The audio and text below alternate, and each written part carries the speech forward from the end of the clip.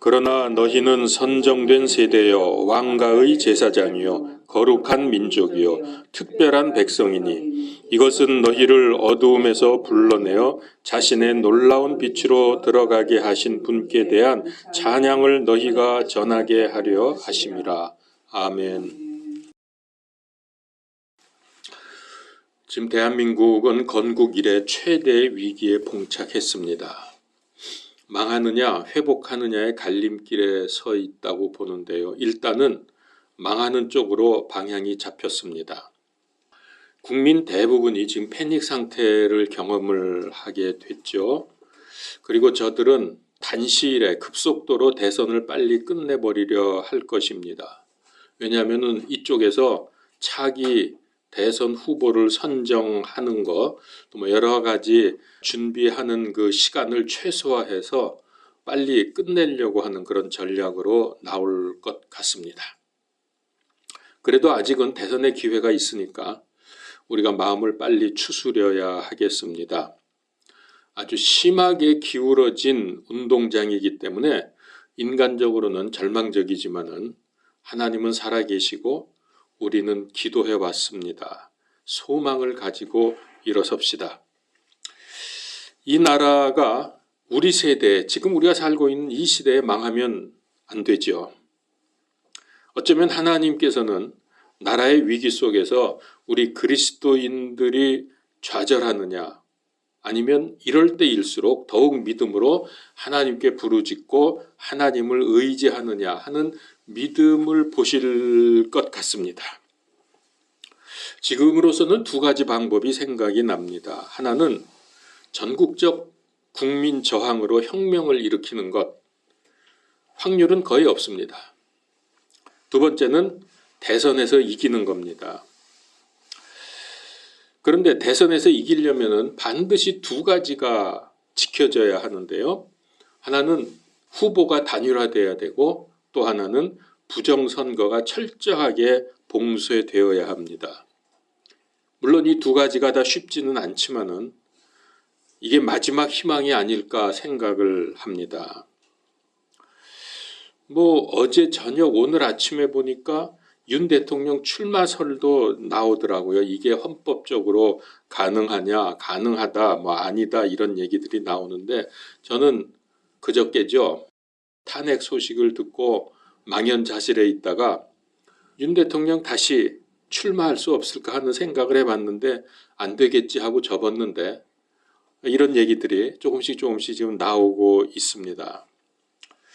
자, 이제 우리는 이런 상황을 너무나 잘 알고 우리가 지금 살고 있지 않습니까? 이제 좀 더 근본적인 문제를 봐야 하겠습니다. 공산주의 이론이 나온 후에 공산당 선언이 있었습니다. 러시아에서는 볼셰비키 혁명이 일어나서 러시아가 소련 공산국이 되었습니다. 그리고 중국은 중공이 되었습니다. 모택동이 혁명을 일으켰죠. 그리고 북한도 김일성에 의해서 공산국이 되었습니다. 이 세 나라가 공산주의 이론이 나온 다음에 이 세 나라가 공산국이 되었죠. 소련은 1922년 12월 30일부터 1991년 12월 26일까지 고르바초프에 의해서 붕괴될 때까지 70년간 공산주의 국가였습니다. 그러니까 70년 동안 공산주의를 실험을 한 겁니다. 근데 70년 만에 공산주의가 무너지면서 실패로 막을 내린 것입니다. 그리고 중국은 공산주의를 시작했지만은 그게 유지가 안 돼서 결국은 지금은 변형된 형태로 되어 있습니다. 북한의 경우는 공산주의가 아닙니다. 지금은 이거는 독재자 밑에 온 백성이 노예인 거지 나라입니다. 이건 공산주의가 아닙니다.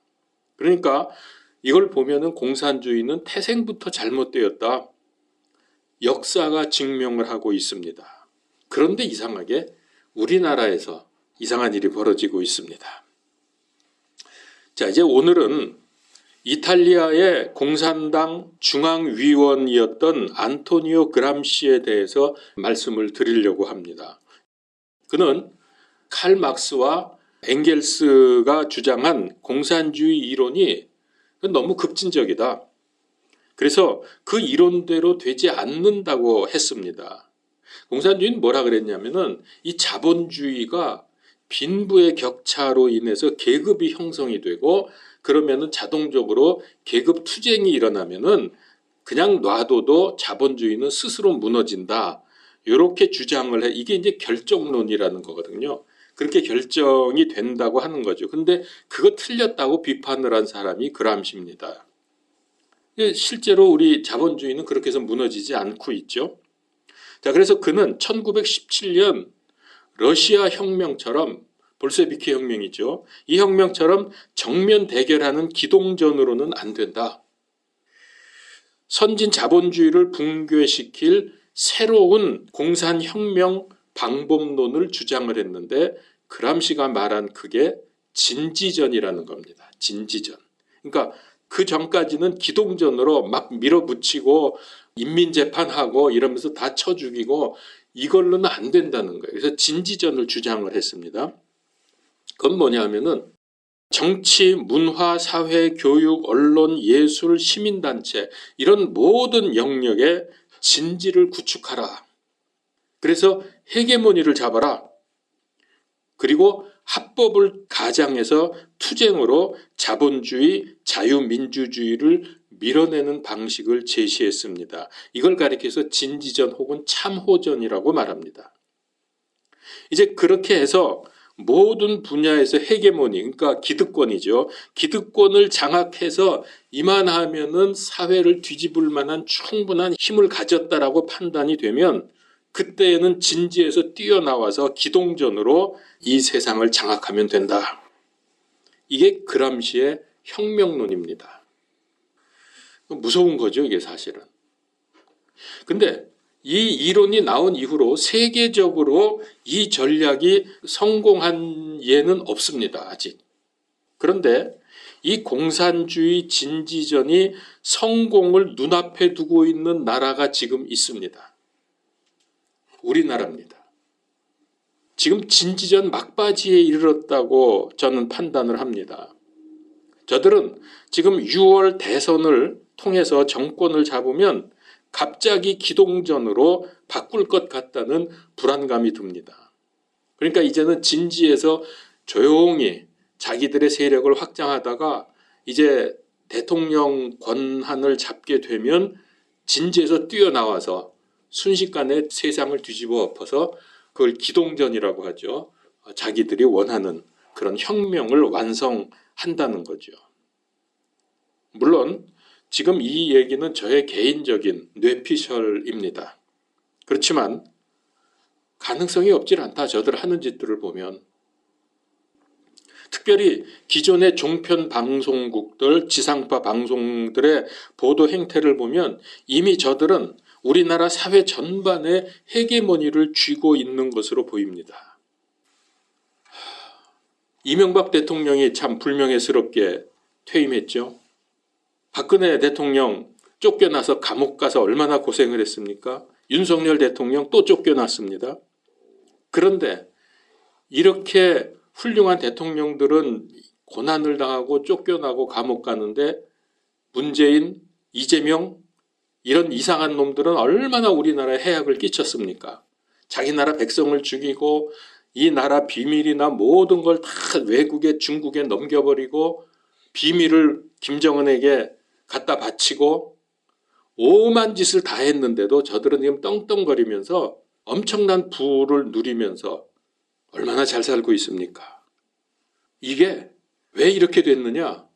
이게 진지전의 결과입니다. 그래서 이걸 알아야 돼요. 제 보기는 그렇습니다. 윤 대통령이 취임 이후 지금까지 대통령 중심제인 이 나라에서 대통령이 할 수 있는 일은 거의 없었죠.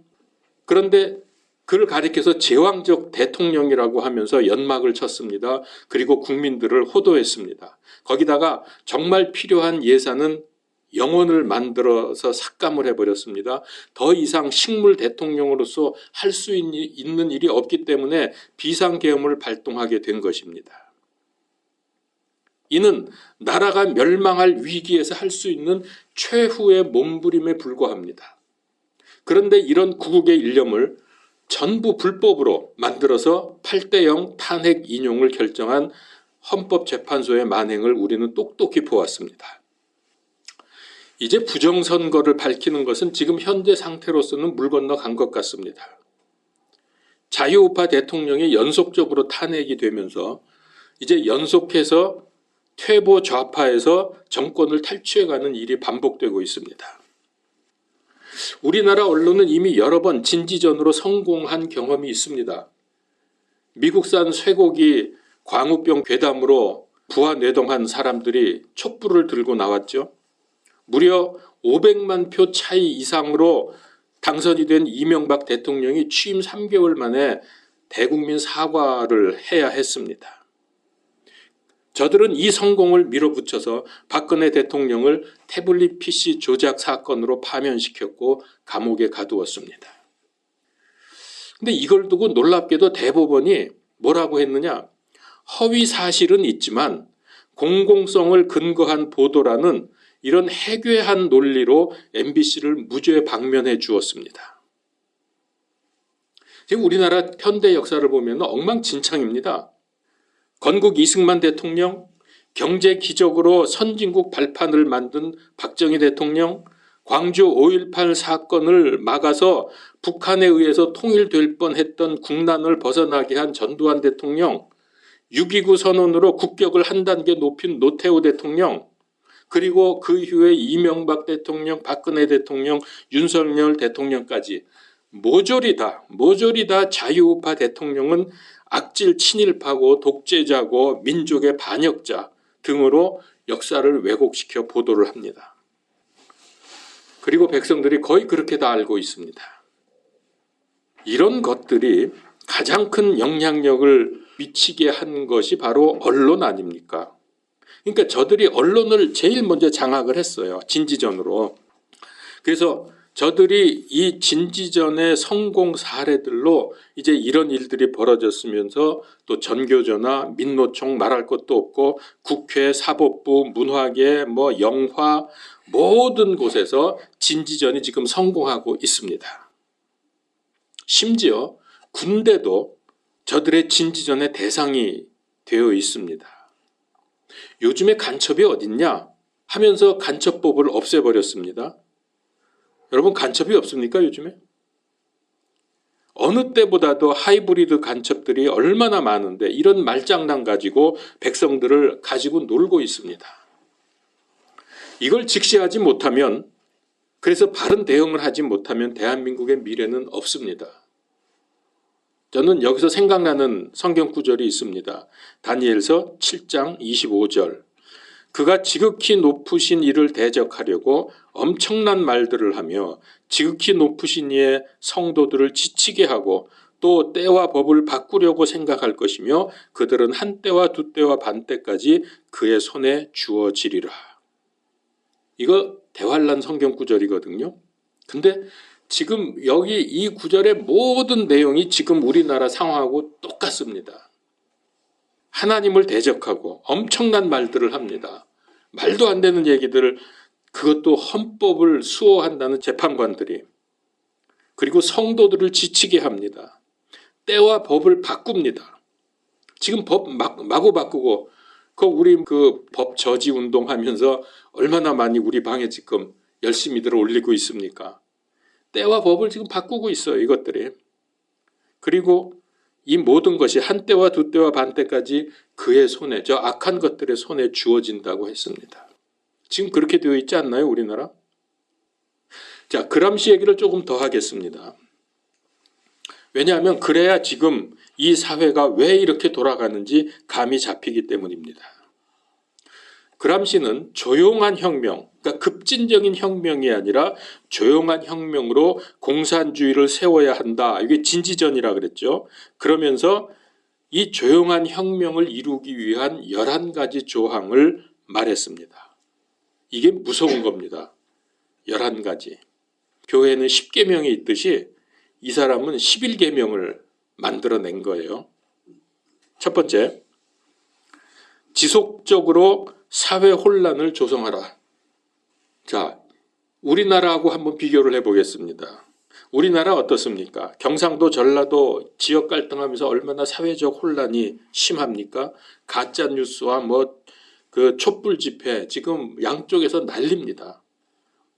이거 첫 번째 거 성공했습니다. 지금 가족들 간에도 대화가 안 통하죠.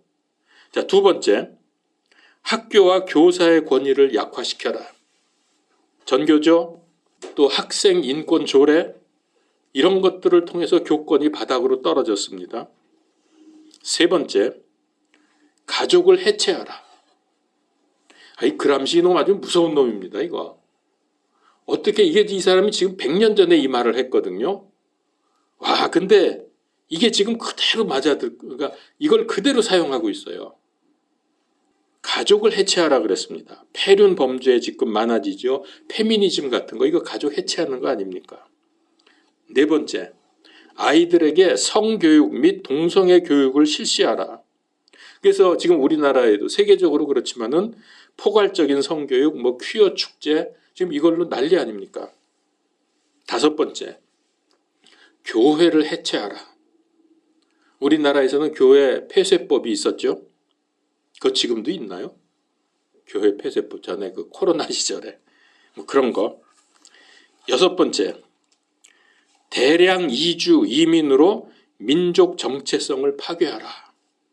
그래서 이게 지금 미국도 그 바이든도 그랬고 우리나라도 지금 뭐 그 다문화 그다음에 뭐 조선족들 뭐 밀물듯이 들어와서 지금 이게 지금 민족 정체성을 흔들어 놓고 있지 않습니까? 그렇게 되면은 어떤 그 민족적인 어떤 구심점이 없어져요. 그걸 이제 해체시킴으로 해서 이제 대항하지 못하게 만드는 거죠. 그다음에 일곱 번째, 인종차별을 범죄로 규정하라. 이게 이제 대표적인 게 차별금지법이고요.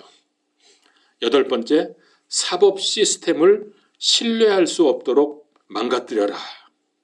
우리나라에서는 검수완박법, 민변, 우리법연구회, 또 뭐 국제인권법연구회 이런 것들이 만들어져 가지고 얼마나 사법부를 좀 엉망으로 만들고 있습니까? 판결 나오는 거 보면 정말 기가 막힙니다. 아홉 번째, 복지정책을 강화해서 국가나 기관 보조금에 의존하는 사람들이 늘어나게 하라. 우리나라도 실업급여라든가 뭐 수많은 보조금 지원들 얼마나 많습니까? 이 나라 지금 이제 빚더미에 올리고 망하게 하는 겁니다. 그리고 사람들 일 안 하고 의존적으로 만들어 놓고. 열 번째, 언론을 조정하고 대중매체의 수준을 저하시켜라. 우리나라의 언론 노조 이건 말도 안 되죠. 특별히 MBC나 JTBC 같은데 이게 뭐 그리고 아시지만은 김경수 이 사람이 또 이번에 대선 나온다고 뭐 어쩌고 저쩌고 하던데 김경수가 뭐 한 사람입니까? 드루킹 그 사건으로 댓글 조작한 이게 사실 엄밀히 따지면 사형입니다. 이거. 조선적 댓글 부대 이런 것들을 지금 얼마나 많이 이 나라의 그 언론을 조작을 하고 있습니까? 11번째, 과도한 음주를 홍보하라.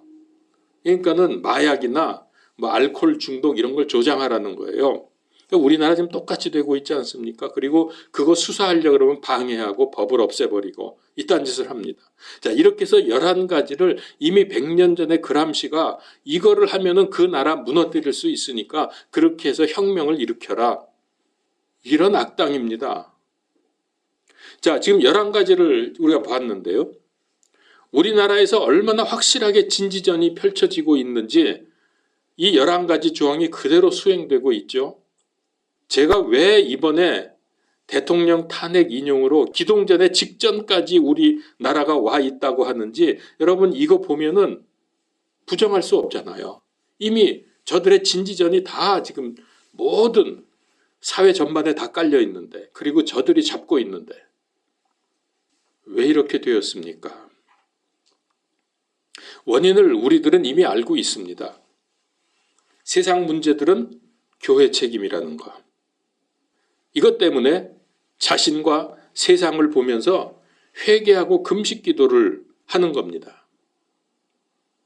오늘 이 부분을 성경적으로 다시 정리하면서 자신과 교회와 나라를 새롭게 해야 하겠습니다. 자, 성경을 찾아봅시다. 역대하 7장 12절 이하.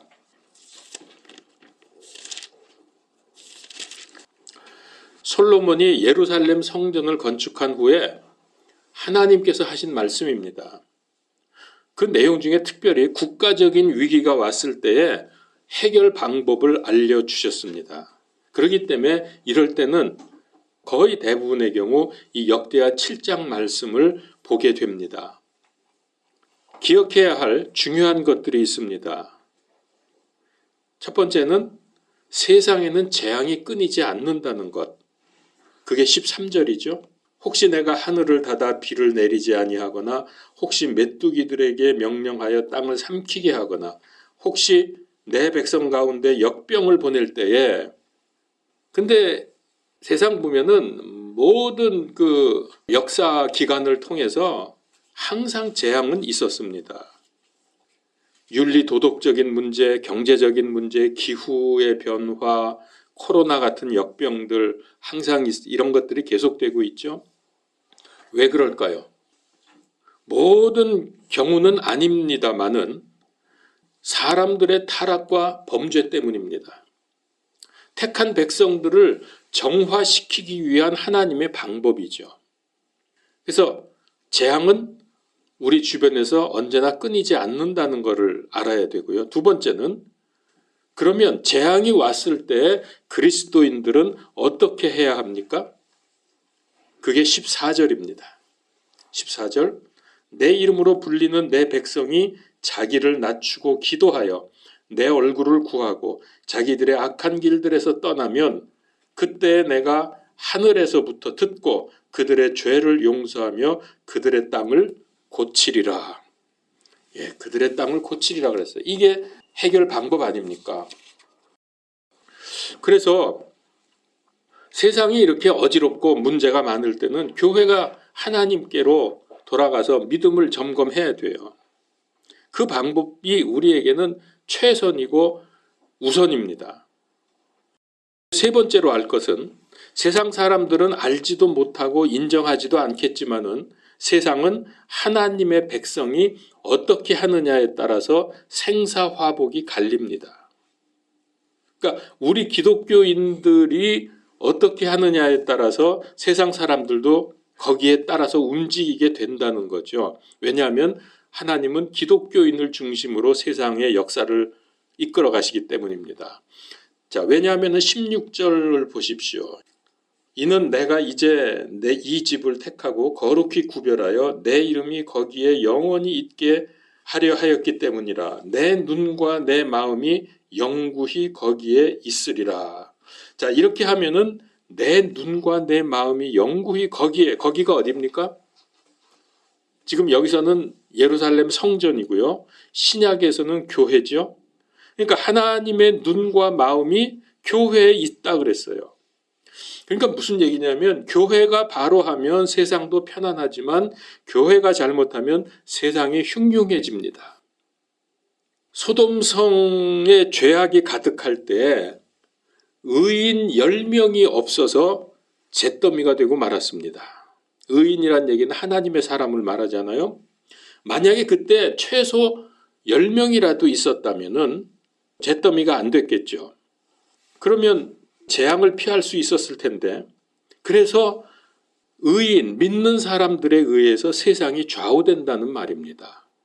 하나님의 사람들이 제대로 하면 세상은 온전하게 돌아가지만 우리가 잘못하면 세상은 잿더미가 된다고요. 그러니까 세계뿐만 아니라 우리나라가 좀 더 심한데요. 배신과 몰상식과 무개념, 악, 이 모든 혼란의 책임은 누구에게 있다? 예, 나와 교회에게 있다는 것을 인정하고 회개해야 됩니다. 내가 뭘 잘못했는데 하고 나온다면 아직 세상에 대한 그리스도인의 책임을 모르는 겁니다. 성경에 이런 예는 많이 있습니다. 자, 몇 예를 좀 들어보죠. 느헤미야는 페르시아에 사는 디아스포라였습니다. 그는 예루살렘이 멸망당했다는 소식을 들었을 때에 그렇게 된 연유가 즉 예루살렘이 망하게 된 연유가 자기 죄 때문이라고 고백을 하면서 금식하고 기도했습니다. 느헤미야 1장 6절에 보면 나와 내 아버지 집이 죄를 지었나이다. 그렇게 고백을 합니다. 느헤미야가 그 멀리 페르시아에 멀리 살면서 무슨 거기서 죄를 져서 예루살렘이 망합니까? 근데도 자기 죄라는 거예요. 우리나라는 지역적, 사상적으로 지금 나뉘어져 있죠. 가족 간에도 교회에서도 정치 얘기는 금기시 되어 있습니다. 교회에서 이런 얘기하면 교인이 떠납니다. 우리 교회가 그래서 반 이상이 지금 사라졌잖아요. 사상 문제 때문에.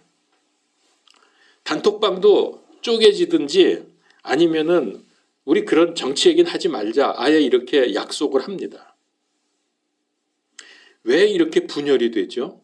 왜 이렇게 마음이 나뉘죠? 분열은 마귀의 전략입니다. 그래서 우리의 싸움은 혈과 육에 대한 것이 아니라 정사들과 권능들과 이 세상 어둠의 치리자들과 높은 처소들에 있는 영적 사악함과 맞붙어 싸우는 것이라고 했습니다.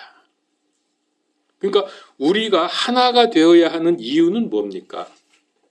하나가 되어야 하는 이유는 교회는 그리스도의 몸이라 그랬죠.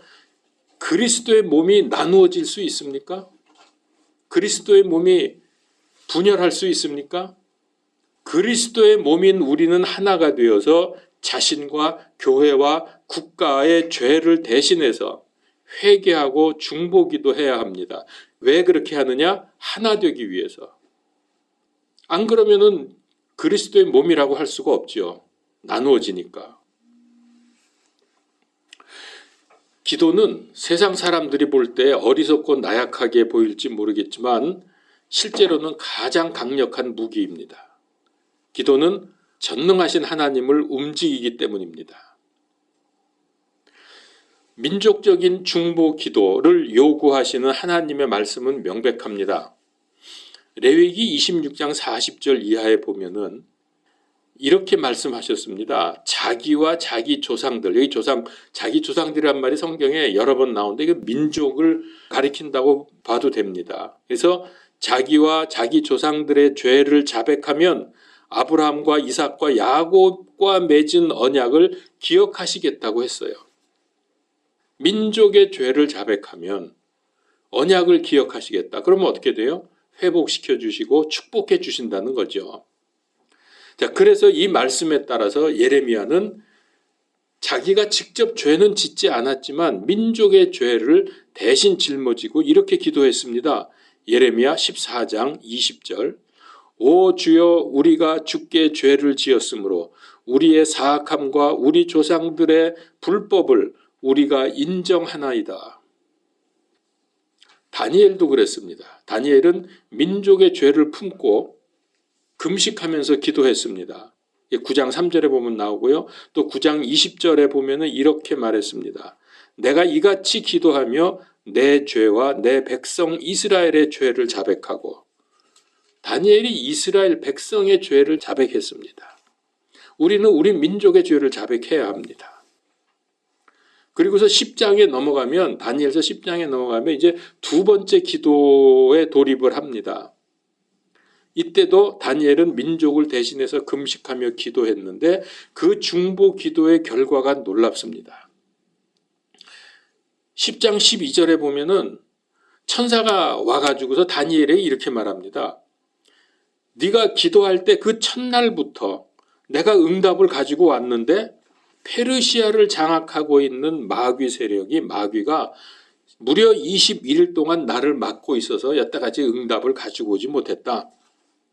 그런데 그때 천사장 미카엘이 와서 이 악한 영을 깨버리고 드디어 내가 응답을 가지고 너에게 다니엘에게 올 수 있었다. 이렇게 말해줍니다. 우리는 여기서 여러 가지 그 영적인 전쟁이나 여러 가지 것들을 알 수가 있는데 여기서 또 한 가지 중요한 교훈은 뭐냐 하면 응답은 올 때까지 기도를 계속해야 한다. 만약에 21일간이 지체돼서 응답이 왔는데 그 전에 한 열흘, 20날 했는데 응답이 안 오니까 이거 안 오는가 보다 하고 포기했으면 어떻게 될까요? 그럼 끝난 거죠. 끝까지 기도했더니 미가엘이 와서 그 악한 진영을 깨부수고 응답을 가져오게 되었다는 거. 자, 그러면 제가 구약에서 몇 가지, 이외에도 많습니다. 그러나 몇 분의 예를 들어드렸는데, 그러면 이제부터는 신약 성도인 우리가 국가를 위해서 중보기도 해야 하고 또 할 수 있는 성경적인 근거를 보겠습니다. 제사장은 죄인을 대신하는 사람이었죠. 제사장 알죠? 죄인을 대신해서, 그리고 또 1년에 한 번 있는 대속죄일에는 민족의 죄를 대신해서 속죄 헌물을 드렸습니다. 그렇게 해서 하나님과 인간, 하나님과 이 백성, 이스라엘 사이에 중보 역할을 한 사람이 제사장입니다. 그런데 놀랍게도 하나님은 우리를 향해서 뭐라고 하셨습니까? 너는 왕 같은 제사장이라고 했어요. 오늘 말씀에 베드로전서 2장 9절에 여러분들을 향해서, 나를 향해서 왕 같은 제사장이다. 그래서 우리에게는 민족과 나라의 죄를 대신해서 중보할 책임이 있습니다. 이 책임을 잘 감당하면 우리나라가 용서받고 살겠지만, 그렇지 않으면 문재인, 이재명 같은 이런 놈들을 중심으로 하는 악당들에 의해서 이 나라가 망하고 말 겁니다. 우리가 왕 같은 제사장으로서 중보기도하는 목적은 뭡니까? 이 민족, 죄를 제거하고 화목하게 하는 겁니다. 누구와 화목하게? 하나님과 화목하게 하는 것. 그렇게 함으로 해서 하나님의 뜻을 이룹니다. 하나님과 화목해져서 다가올 재앙을 피하게 하는 거예요. 왜 재앙을 하나님께서 허락하세요? 하나님과 불화하니까, 하나님과 원수되어 있으니까. 그래서 이것을 중보기도를 통해서 죄를 해결하고 하나님과 화목하게 함으로 해서 다가올 재앙을 피하게 하는 겁니다. 자, 성경을 찾겠습니다. 고린도 후서 5장 18절 19절.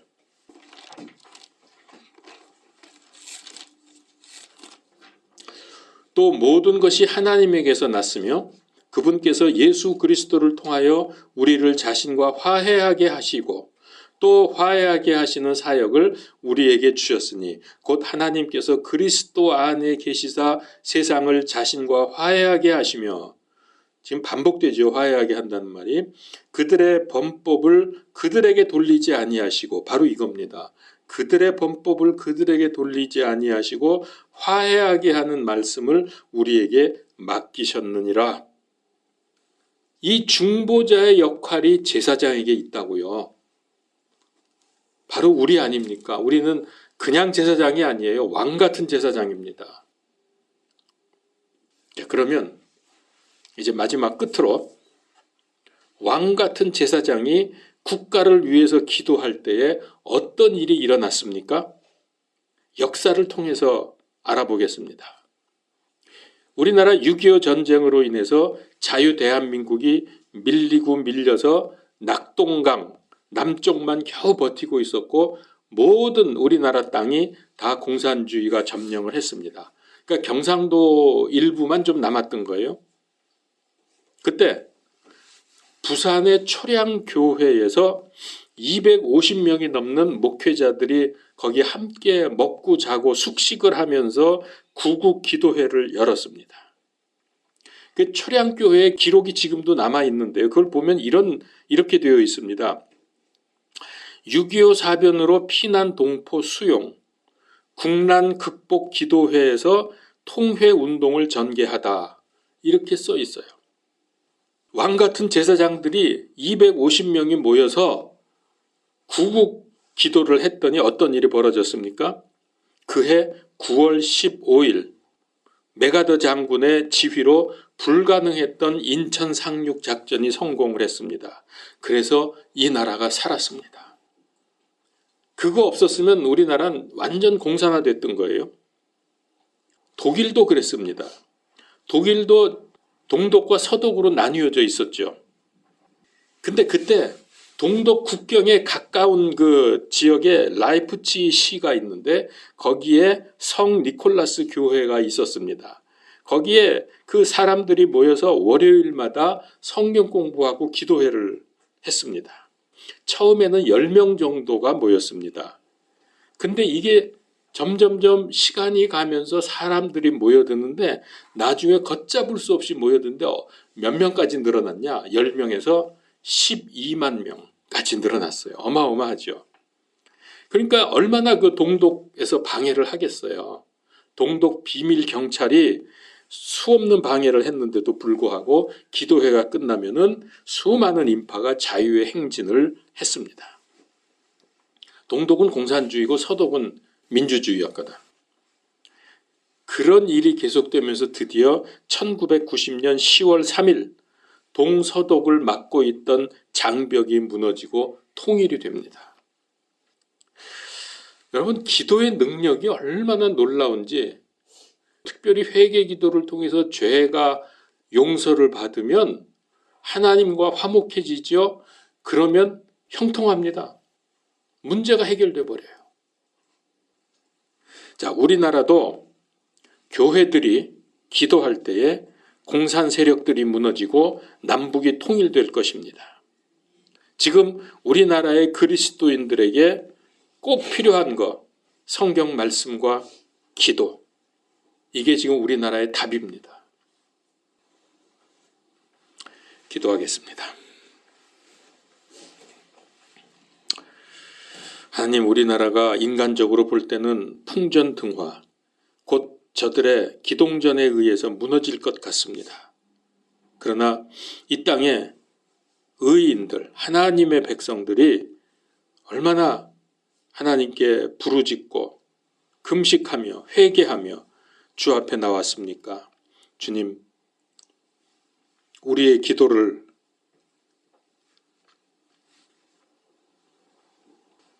들으시고 이 나라를 회복시켜 주시옵소서. 저들의 악한 세력이 무너지게 하시고 이 땅에 하나님의 나라가 세워지게 하시고 하나님의 뜻을 이루는 우리 조국 대한민국 되고 선교 강국이 되게 하여 주시옵소서. 예수 그리스도 이름으로 기도하옵나이다. 아멘.